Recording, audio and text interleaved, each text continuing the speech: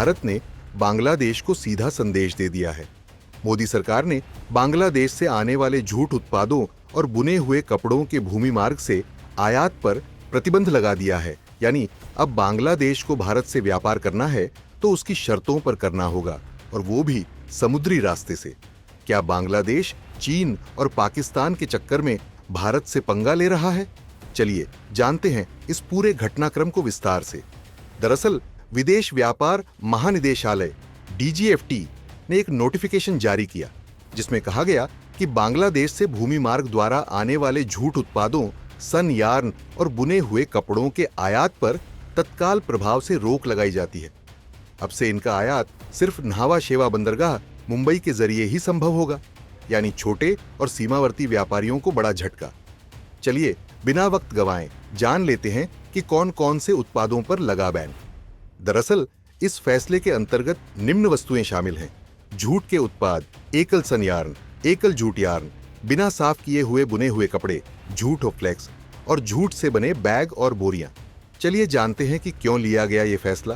दरअसल ये कोई अचानक लिया गया फैसला नहीं है। पिछले कुछ महीनों से बांग्लादेश द्वारा भारत में इन वस्तुओं को अत्यधिक मात्रा में भेजा जा रहा था।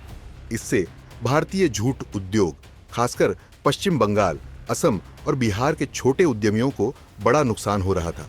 इसके अलावा बांग्लादेश पर भारत के खिलाफ रणनीतिक गठबंधन बनाने के भी आरोप लग रहे हैं, पाकिस्तान और चीन के साथ। याद रहे, इससे पहले 17 मई को भारत ने बांग्लादेश से रेडीमेड कपड़े और प्रोसेस्ड फूड आइटम्स के आयात को भी सिर्फ खास बंदरगाहों तक सीमित कर दिया था।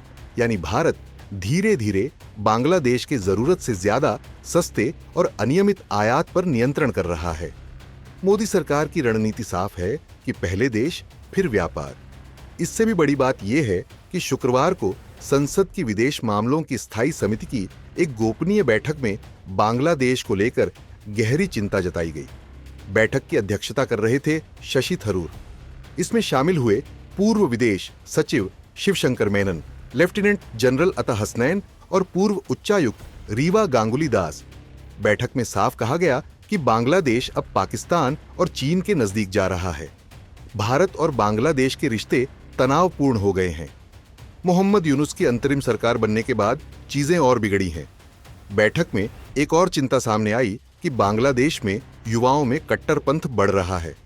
हालांकि विशेषज्ञों ने कहा कि बांग्लादेश की सेना अभी पाकिस्तान जैसी चरमपंथी नहीं हुई है, लेकिन ये बदल भी सकता है। भारत को सतर्क रहना होगा।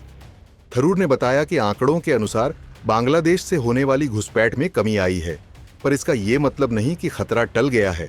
राजनीतिक अस्थिरता, चीन पाक के गठजोड़ और कट्टरपंथी सोच, ये सब भारत के लिए एक साथ बड़ी चुनौती बन सकते हैं। बांग्लादेश में चीन बड़ी तेजी से इंफ्रास्ट्रक्चर, रेलवे, पोर्ट और टेक्नोलॉजी में निवेश कर रहा है। भारत के लिए रणनीतिक रूप से ये खतरनाक स्थिति है, क्योंकि बांग्लादेश भारत की नरम पूर्वी पेटी का हिस्सा है। अगर चीन यहां मजबूत हो गया तो भारत की पूर्वी सुरक्षा पर सीधा असर होगा। बांग्लादेश को यह स्पष्ट संदेश है कि अगर चीन पाकिस्तान के साथ मिलोगे तो भारत से रिश्ते खराब होंगे। भारत व्यापार को हथियार बना रहा है और वही कर रहा है जो अमेरिका यूरोप दशकों से करते आ रहे हैं। ये आत्मनिर्भर भारत की ओर एक और कदम है। खैर, अब तस्वीर बिल्कुल साफ है कि भारत अब किसी भी पड़ोसी देश को आंख दिखाने की छूट नहीं देने वाला। बांग्लादेश को भी समझना होगा कि भारत की ताकत सिर्फ सीमा तक नहीं, बल्कि व्यापार, राजनीति और रणनीति हर जगह है। आपका क्या मानना है? क्या भारत का यह फैसला सही दिशा में कदम है? क्या बांग्लादेश पर और कड़े प्रतिबंध लगाने चाहिए? हाँ या ना में कमेंट में अपनी राय दें।